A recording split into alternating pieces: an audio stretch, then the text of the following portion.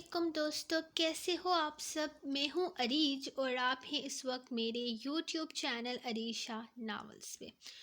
سب سے پہلے تو یار مجھے خود بڑا جھٹکا لگا ہے یہ جان کر کہ آپ سب لوگ ہی ایام کو کوئی ینگ ڈیشنگ ٹائپ ہیرو سمجھ رہے تھے، تو ایسا کچھ بھی نہیں ہے۔ ضروری نہیں ہے کہ یار ہر ہیرو ینگ ہو، ہر ہیرو ہینڈسم ہو، کچھ بڈھے بھی ہو سکتے ہیں۔ تو میری سٹوری میں ہیرو بڈھا ہے، اور جو پہلا سین میں نے دکھایا تھا وہ ہیرو کا ہی تھا۔ آئی نو اٹس شاکنگ، لیکن میں کیا کر سکتی ہوں یار، ہر سٹوری ضروری تھوڑی ہے کہ ہیرو مطلب ہینڈسم ہو، چارمنگ ہو، ڈیشنگ ہو۔ تو آج کی سٹوری میں کلیئر ہو جائے گا کہ ہیرو کیسا ہے۔ تو لیٹس اسٹارٹ آج کی ایپیسوڈ۔ ہیر جانو I am really sorry, Heer کی ایام کی ہیر ٹو، آئی ایم ریئلی سوری، مجھے سچ میں نہیں پتا تھا آپ اتنے جذباتی ہو جاؤ گے۔ تو کیا کہہ سکتی ہوں میں یار، مجھے خود بہت وہ گلٹ سا فیل ہو رہا ہے کہ میں نے کیا کر دیا، مجھے پہلے بتا دینا چاہیے تھا۔ میں نے بتایا تھا لیکن پھر بھی خیر، آج کے ایپیسوڈ میں ریڈ کرنے جا رہی ہوں تو آپ کو خود ہی اسٹوری سمجھ میں آ جائے گی انشاءاللہ تعالیٰ۔ لیٹس اسٹارٹ آج کے ایپیسوڈ۔ جنہوں میں تو میرے دل پر جانے کی ایپیسوڈ کیوں نہیں آئی وہ میں آپ کو پہلے کلیئر کر دیتا ہوں۔ بہت کم ویوز ہیں یار، آپ لوگ بالکل لائک ہی نہیں کر رہے اس کو، 100 لائک بھی نہیں آ رہا، پھر میں اتنی محنت کیوں کروں؟ یہ نہیں ہے کہ میں دوں گی نہیں، میں اچھی خاصی لمبی ایپیسوڈ ایک ہی دے کرنا، اس کے ٹوٹل 11 ایپیسوڈ باقی ہیں۔ تو انشاءاللہ کل انشاءاللہ میں اس کی لانگ سی ایپیسوڈ دوں گی، تو 2 دن چھوڑ کے میں اس کو ایپیسوڈ کر دوں گی، لیکن ویسے جنون کی میں کوشش کروں گی ڈیلی دینے کی، لیکن سنڈے کو ایپیسوڈ نہیں آئے گی۔ لیٹس اسٹارٹ آج کے ایپیسوڈ۔ جنون وحشت، قسط نمبر 2، تحریر ارید شاہ۔ دروازے پر ہلکی سی دستک ہوئی اور وہ اندر داخل ہو گیا۔ وہ سر جھکائے اپنے آپ کو اس ماحول کا حصہ بنانے کی کوشش کرنے لگی تھی۔ اس کے چہرے پر گھونگھٹ تھا جو یہاں سے جانے سے پہلے اس کی ساس اس کے چہرے پر ڈال کر گئی تھی، تاکہ اس کا شوہر اس کے حسن کا دیدار کرنے سے پہلے اسے گفٹ میں کچھ نہ کچھ ضرور دے۔ اپنی ساس کی باتوں سے اس نے یہ تو محسوس کر ہی لیا تھا کہ جہیز نہ لا کر اس نے بہت بڑی غلطی کی ہے، جس کی وجہ سے آگے جا کر بھی اسے کافی کچھ سنانے والی ہیں۔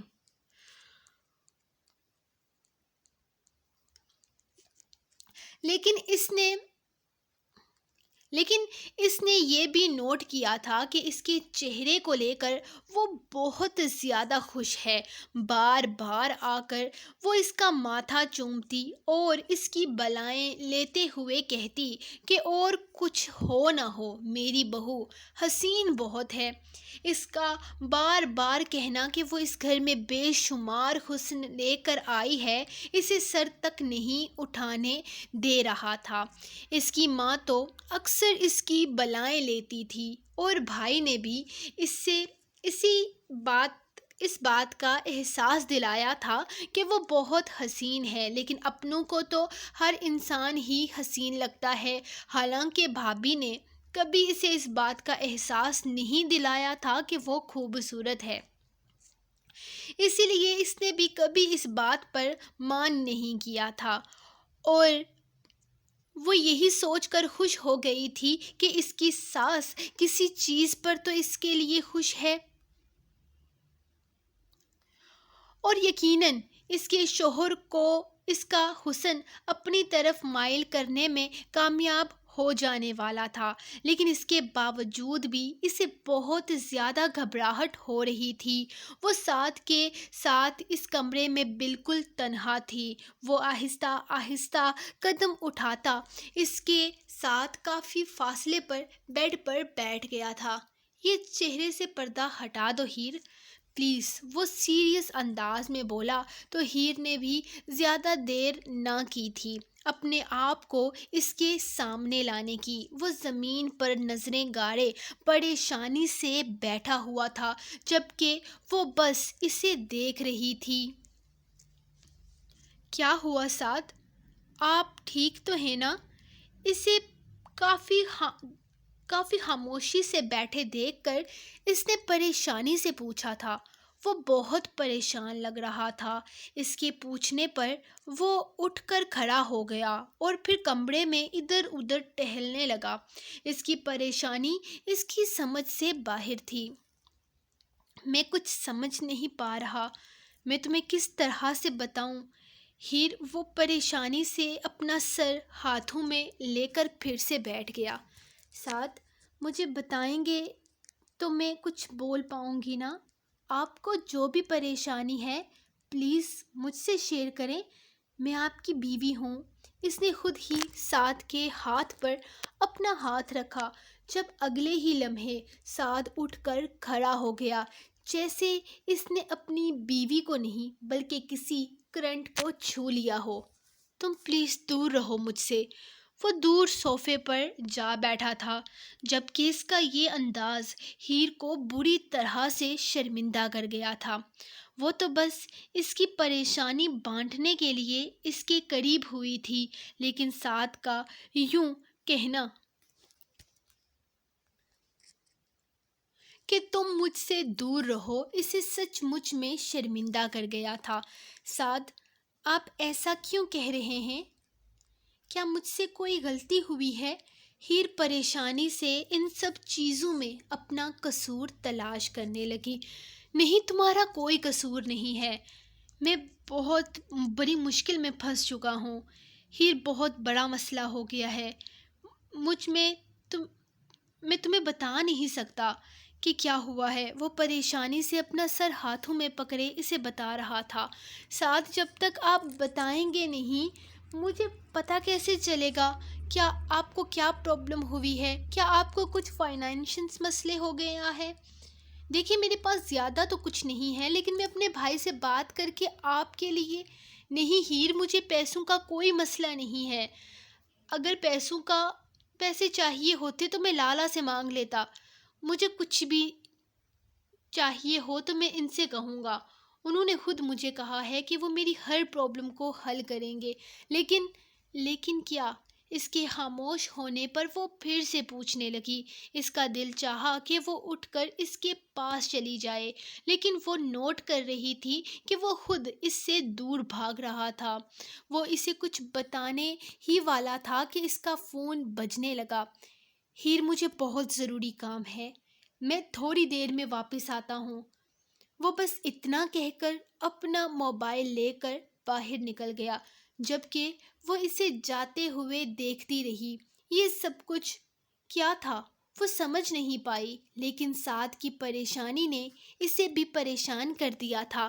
اسے کیا پریشانی تھی، کیا مسئلہ تھا، اسے کچھ سمجھ نہیں آ رہا تھا، لیکن یہ سمجھ چکی تھی کہ ضرور کوئی بہت بڑی بات ہے جس کے لیے وہ اتنا زیادہ پریشان تھا۔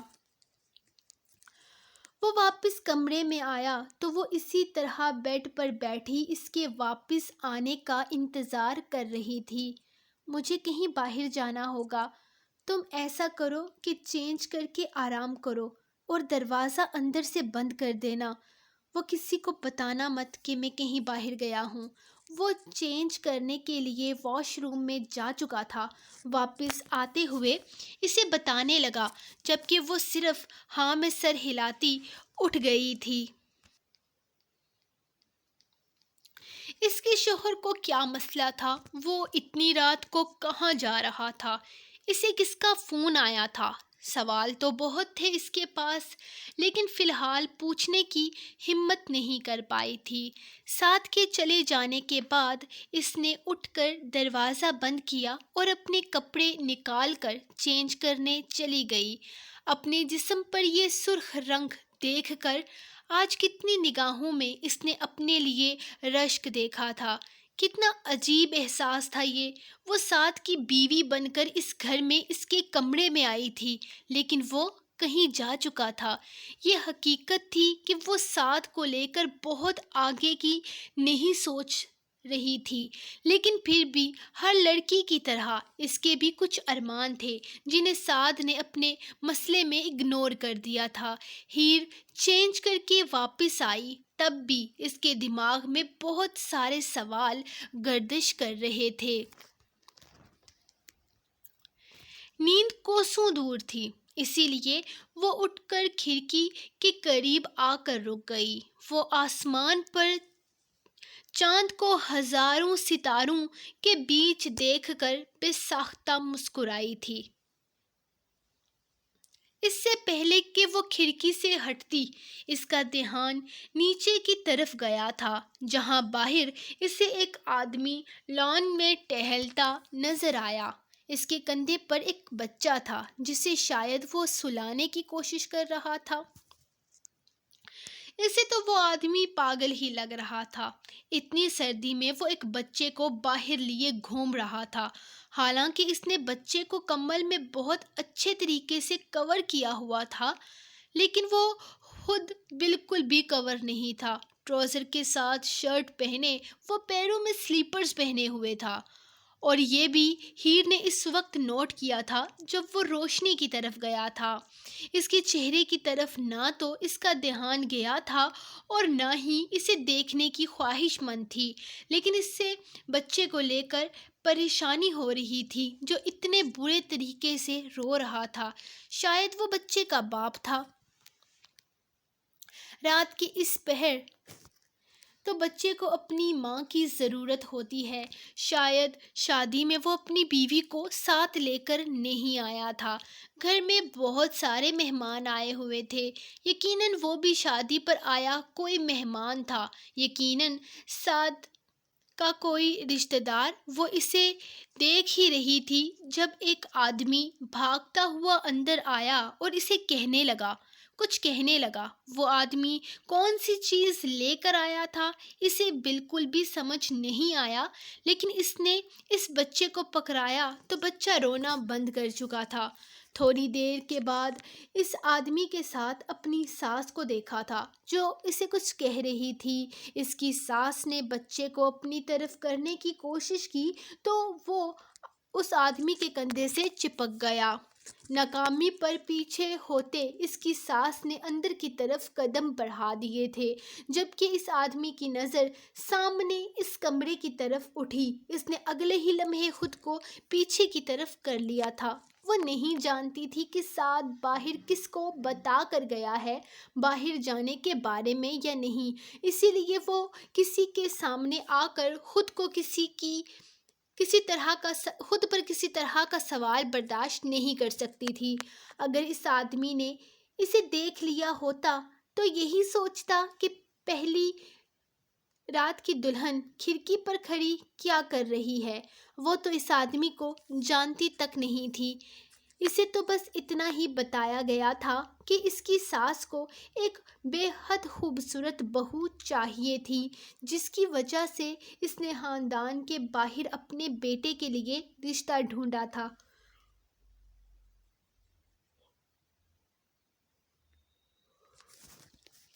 جبکہ اسے یہ پتا تھا کہ سعد کے بابا صرف 2 بھائی تھے، وہ بھی آپس میں سوتیلے۔ ان کی ماں نے 2 شادیاں کر رکھی تھی۔ پہلی شادی ان کی کسی گاؤں کے وڈیرے سے ہوئی تھی جو کامیاب نہ ہو سکی، لیکن اس میں سے انہیں ایک بیٹا تھا، جبکہ دوسری شادی ان کی سعد کے دادا سے ہوئی تھی، اور دوسری شادی میں سے انہیں ایک بیٹا تھا جن کی اولاد سعد تھا۔ پہلے تو کافی عرصے تک ان لوگوں میں کوئی تعلق نہ رہا، لیکن پچھلے کچھ سالوں سے آپس میں تعلقات قائم کر لیے تھے، اور سعد کی طرف سے جتنے بھی سسرالی رشتہ دار ان کی طرف آئے تھے وہ سعد کی امی کے رشتہ دار تھے۔ ان خاندانی چکروں نے اسے بری طرح سے گھما کر رکھ دیا تھا۔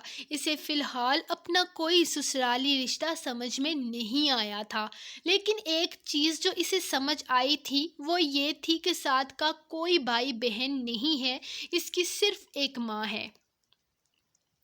اس کے بابا 3 سال پہلے انتقال کر چکے ہیں، اور اس کے علاوہ اسے اور کچھ بھی سمجھنے کی ضرورت نہیں تھی۔ یہ اس کی بھابھی کے کہنے تھے۔ کافی دیر تک وہ کھڑے رہنے کے بعد آخر بیڈ پر آ کر بیٹھ گئی تھی۔ سعد کا انتظار لا حاصل ہی رہا۔ شاید اسے واپس آنا ہی نہیں تھا۔ اس کے انتظار کے دوران اذانیں شروع ہو گئی۔ اس نے اٹھ کر وضو کیا اور اپنی شادی شدہ زندگی کی بہتری کے لیے دعا مانگی۔ وہ دعا مانگ رہی تھی کہ اس کی شوہر کی جو بھی پریشانی ہے وہ حل ہو جائے۔ اب تو اس کی دعائیں بھی صرف اس کے محرم کے نام تھی۔ نماز ادا کرنے کے بعد وہ بیڈ پر آ کر بیٹھی جب دروازے پر ہلکی سی دستک ہوئی۔ اس نے اٹھ کر دروازہ کھولا تو سعد پرسرار انداز میں اندر داخل ہوا۔ تم سوئی نہیں ابھی تک؟ وہ دروازہ بند کرتے ہوئے اس سے پوچھنے لگا۔ نہیں، میں آپ کے آنے کا انتظار کر رہی تھی۔ آپ کی پریشانی حل ہوئی؟ وہ اسے دیکھتے ہوئے پوچھنے لگی تو سعد نے نفی میں سر ہلاتے صوفے پر جا بیٹھا۔ یہ پریشانی اب جلدی حل نہیں ہو سکے گی، تم آرام کرو، سو جاؤ، ولیمہ ہوگا آج، تھوڑی دیر نیند لے لو، ہمیں تھوڑی دیر میں جاگا دیا جائے گا۔ وہ صوفے پر لیٹتے ہوئے بولا۔ آپ وہاں پہ سکون رہیں گے، یہاں آ جائیں۔ اس نے کافی دیر کے بعد کہا تھا۔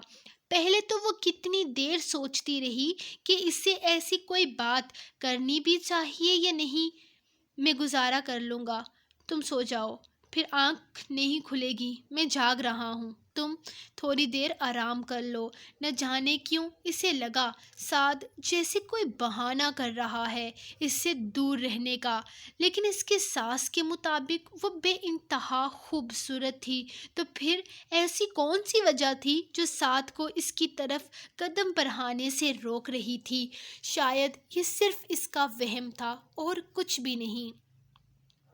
سعد کو واپس روم میں پا کر اب نیند اس پر طاری ہونے لگی تھی، کیونکہ سعد کا اس طرح آدھی رات کو باہر جانا اسے پریشان کر گیا تھا، لیکن اب آہستہ آہستہ ہی صحیح، لیکن اب اس پریشانی سے نکل آئی تھی۔ لیٹتے ہوئے اس نے سعد کو دیکھا تھا جو چھت کو دیکھتے ہوئے کسی گہری سوچ میں تھا۔ اسے دیکھتے دیکھتے ہی وہ نیند کی وادیوں میں اترتی چلی گئی۔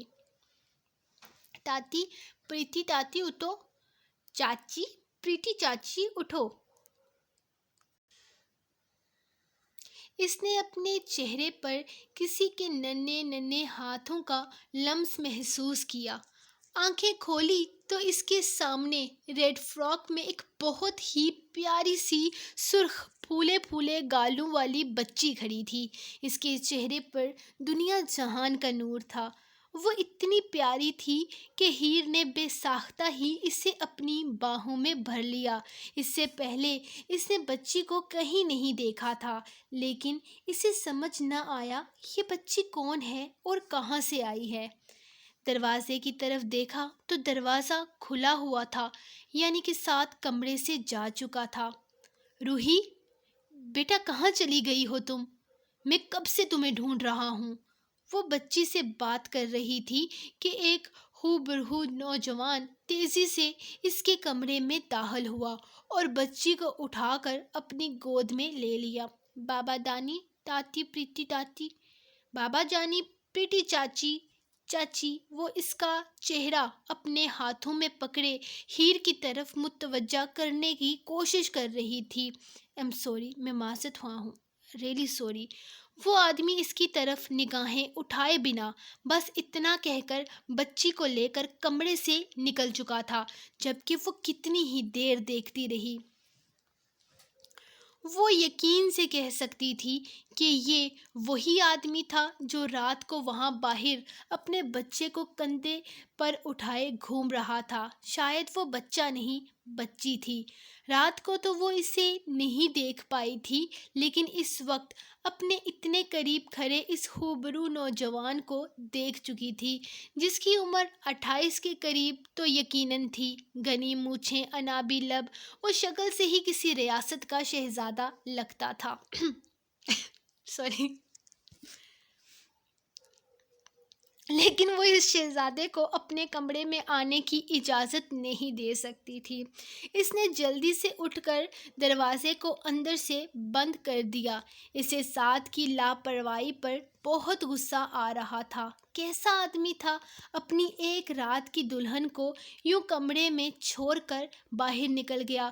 وہ جاتے جاتے دروازہ کھلا رہنے دیا۔ وہ اپنے آپ کو قابو کرتے دروازے کی طرف بڑھی تھی جب اچانک اس کا پیر مڑ گیا۔ اچانک لڑکھڑا کر وہ گری ہی تھی جب کسی کی مضبوط آہنی باہوں نے اس کے گرد حصار کھینچ لیا۔ اچانک ہونے والی اس آفات پر اس کی سانسیں مشتعل ہو گئی۔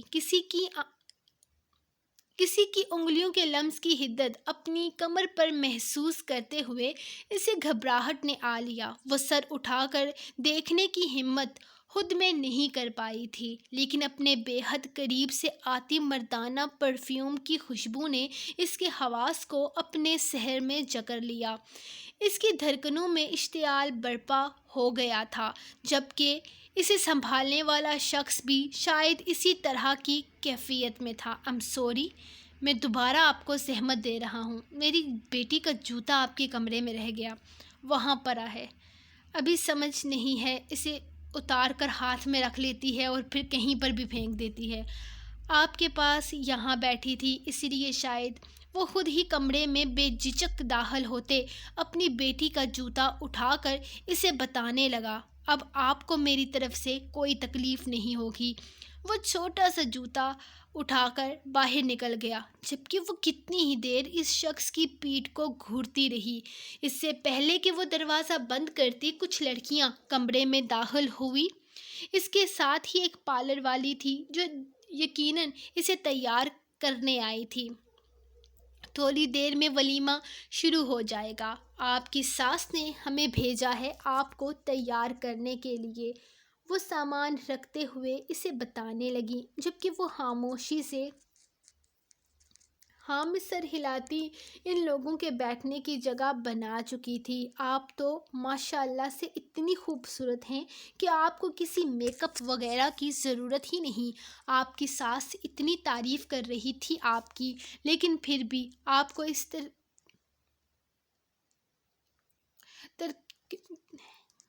اس ولیمے کے لیے دلہن تو بننا ہی ہوگا، اور دلہن بننے کے لیے آپ کو اس ہار سنگار کی ضرورت ہے۔